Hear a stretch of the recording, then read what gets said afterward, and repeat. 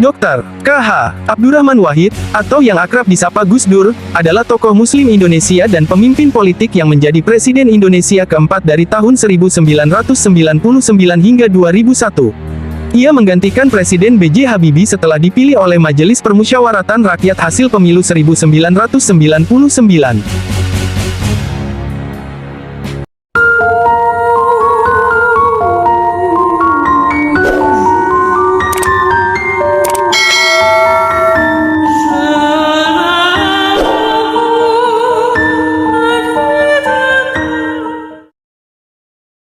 Sosok lengkap melekat pada dirinya.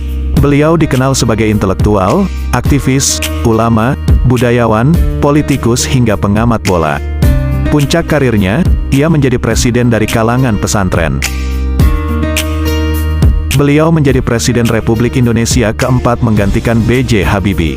Saat pemilihan presiden pada sidang MPR Republik Indonesia tahun 1999, Gus Dur mengalahkan Megawati Soekarnoputri. Sosok Gus Dur, panggilan Abdurrahman Wahid, meski sudah menjadi presiden, beliau tetap mengeluarkan pernyataan-pernyataan kontroversial. Gitu aja kok repot, begitulah Gus Dur menjawab tuduhan yang ditujukan kepada dirinya. Sikapnya ini sudah terbiasa sejak beliau berusia 31 tahun, saat terjun ke dunia masyarakat lewat penelitian, pemikiran, dan tulisan-tulisannya. Bahkan tidak takut walaupun berseberangan dengan kiai besar Nahdlatul Ulama lainnya. Ia melakoni hingga 38 tahun lamanya, hingga akhir hayatnya. Abdurrahman Wahid dilahirkan di Jombang, Jawa Timur, pada tanggal 7 September tahun 1940, dengan nama lahir Abdurrahman Adakil. Adakil memiliki arti sebagai sang penakluk. Namun, karena Adakil terdengar asing, maka namanya diganti menjadi Abdurrahman Wahid. Beliau merupakan anak pertama dari 6 bersaudara, pasangan Kiai Haji Wahid Hashim, dan Solihah. Gus Dur lahir dari keluarga yang terhormat karena sang ayah merupakan anak dari Hashim Asy'ari, yang merupakan pendiri Nahdlatul Ulama, NU, dan pesantren Tebuireng, Jombang, Jawa Timur. Sedangkan, ibunya merupakan anak dari pendiri pesantren Denanyar, Jombang. Masa kecil Gus Dur, beliau menempuh pendidikan dasarnya di SD Kris Jakarta, tapi tidak sampai selesai, kemudian pindah ke SD Matraman Perwari. Hingga tahun 1952, Gus Dur tetap tinggal di Jakarta meskipun sang ayah sudah tidak menjabat sebagai Menteri Agama lagi. 1 tahun kemudian, ayah Gus Dur wafat akibat kecelakaan mobil. Saat sekolah menengah pertama, Gus Dur pernah tidak naik kelas. Oleh karena itu, sang ibu mengirim Gus Dur ke Yogyakarta untuk meneruskan pendidikan mengaji bersama Kiai Haji Ali Maksum, di Pondok Pesantren Krapyak, dan belajar di SMP juga. Kemudian pada tahun 1957 Gus Dur melanjutkan sekolahnya di Pondok Pesantren Tegalrejo, Magelang, Jawa Tengah hingga tahun 1959. Selanjutnya, beliau melanjutkan ke Pesantren Tambak Beras, Jombang, Jawa Timur. Saat usianya menginjak 23 tahun, Gus Dur mendapat beasiswa dari Kementerian Agama untuk melanjutkan kuliah di Fakultas Syariah di Al-Azhar University, Kairo, Mesir. Di sanalah beliau sangat menikmati kehidupannya, mulai dari menonton film Eropa, hingga menonton sepak bola. Gus Dur juga terlibat dengan Perkumpulan Asosiasi Pelajar Indonesia, sebagai jurnalis majalah untuk asosiasi tersebut. Gus Dur juga bekerja di Kedutaan Besar Indonesia. Sampai suatu ketika terjadilah gerakan komunis pada bulan September, dikenal G30 SPKI, pada tahun 1965. Upaya pemberantasan komunis dilakukan di Jakarta. Segalanya ditangani oleh Mayor Jenderal Soeharto. Untuk mendukung upaya tersebut, Gus Dur diminta menginvestigasi para mahasiswa, dan memberikan laporan kedudukan politik mereka. Lagi-lagi Gus Dur mengalami kegagalan dalam pendidikannya. Hal ini karena beliau tidak setuju dengan tata cara dan metode pembelajaran yang diterapkan di sana. Ditambah lagi, kejadian G30 SPKI cukup mengusik ketenangannya. Kemudian pada tahun 1966, beliau harus mengulang pendidikannya, dan pendidikan sarjananya diselamatkan oleh beasiswa di Universitas Baghdad, Irak. Menebus kelalaiannya di masa lalu, Gus Dur terbilang cukup sukses di universitas barunya ini. Beliau juga masih bergabung dengan Asosiasi Pelajar Indonesia, dengan posisi yang sama. Setelah lulus pada tahun 1970, Gus Dur berkeinginan untuk melanjutkan studinya ke Universitas Leiden, Belanda. Tapi sayang, keinginannya itu harus dikubur karena pendidikan di Universitas Baghdad tidak diakui oleh universitas tersebut.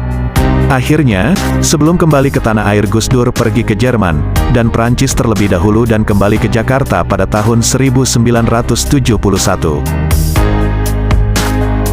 Saat itu, sebetulnya, Gus Dur masih ada keinginan untuk melanjutkan kuliah ke luar negeri, tepatnya di Universitas McGill di Kanada. Karena belum kesampaian, beliau pun bergabung dengan Lembaga Penelitian, Pendidikan, dan Penerangan Ekonomi dan Sosial, LP3ES. Sebuah organisasi yang berisikan orang-orang intelektual Muslim progresif dan sosial demokrat. Gus Dur pun terlibat sebagai kontributor utama majalah Prisma terbitan lembaga tersebut. Selain itu, beliau juga berkeliling pesantren di seluruh Jawa. Pada saat itu, nilai-nilai pesantren semakin luntur. Pesantren-pesantren tersebut mencoba mengadopsi kurikulum pemerintah, dengan harapan mendapat bantuan pendanaan.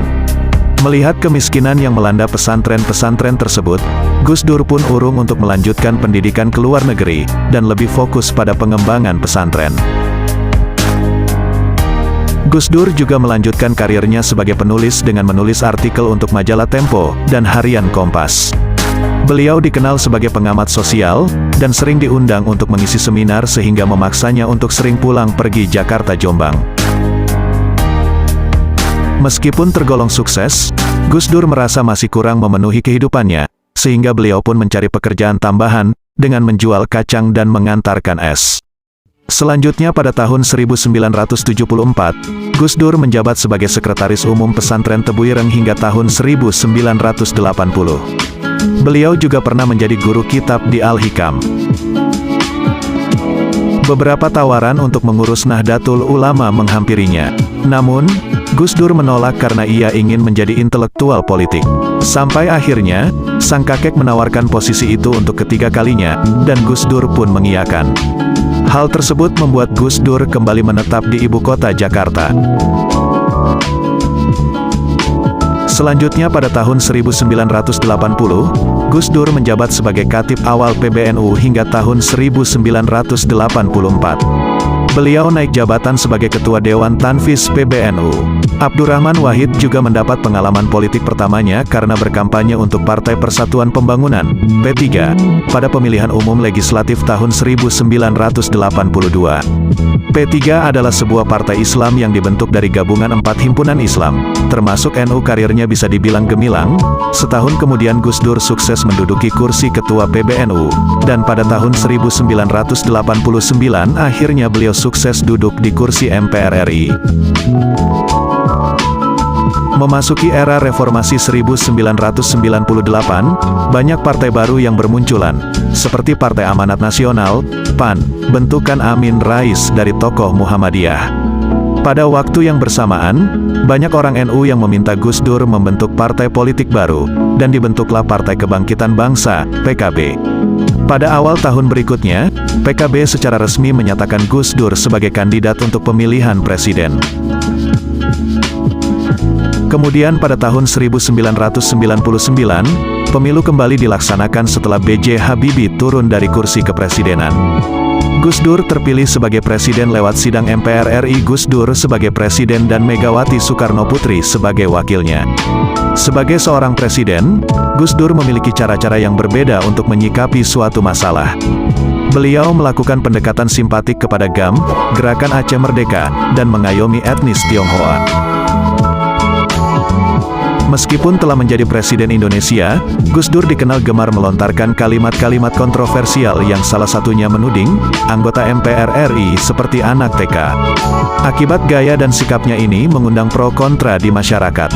Akhirnya, Gus Dur hanya bertahan sebagai presiden selama 20 bulan.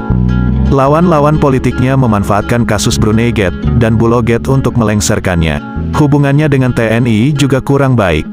Gus Dur juga sempat mengeluarkan dekret bubarkan DPR. Isi dekretnya adalah 1. Pembubaran MPR DPR 2. mengembalikan kedaulatan ke tangan rakyat dengan mempercepat pemilu dalam waktu 1 tahun. 3. Membekukan Partai Golkar sebagai bentuk perlawanan terhadap sidang istimewa MPR. Namun, dekrit tersebut tidak memperoleh dukungan. Selanjutnya pada tanggal 23 Juli tahun 2001, MPR secara resmi memberhentikan Gus Dur dan menggantinya dengan Megawati Soekarnoputri. Setelah turun dari kursi kepresidenan, terjadi perpecahan pula pada tubuh PKB. Sebelum sidang MPR, anggota PKB enggan hadir karena solidaritas. Namun sang ketua Matori Abdul Jalil ingin hadir karena ia adalah wakil ketua MPR. Dengan posisinya sebagai ketua Dewan Syuro, Gus Dur menjatuhkan posisi Matori sebagai ketua PKB pada tanggal 15 Agustus tahun 2001, dan melarangnya ikut serta dalam aktivitas partai sebelum mencabut keanggotaan Matori pada bulan November. Selanjutnya pada tahun berikutnya, Gus Dur berkonflik dengan keponakannya Muhaimin Iskandar terkait kepengurusan yang sah di PKB. Putusan pengadilan memenangkan PKB yang dipimpin oleh Muhaimin Iskandar. Meski tidak memegang partai politik lagi, Gus Dur tetap aktif memperjuangkan kebebasan berpendapat, demokrasi, dan toleransi. Kegiatan ini beliau lakukan sampai kondisi kesehatannya menurun. Hingga akhirnya pada tahun 2009, Gus Dur wafat di Rumah Sakit Mangunkusumo, RSCM, Jakarta, pada pukul 18.45, karena penyakit yang dideritanya. Beliau wafat pada usianya yang menginjak 69 tahun. Sebelum wafat beliau menjalani hemodialisis atau cuci darah rutin. Menurut Salahuddin Wahid, Gus Dur wafat akibat sumbatan pada arteri. Kemudian beliau dimakamkan di Jombang, Jawa Timur. Abdurrahman Wahid menikah dengan Sinta Nuriyah, dan dikaruniai 4 orang anak yang bernama Alisa Kotrunada, Zanuba Arifah Cafsoh atau Yeni Wahid, Anita Hayatunufus, dan Inayah Wulandari. Jika kamu suka dengan video ini, silakan klik tombol like dan tinggalkan jejakmu di kolom komentar. Terima kasih.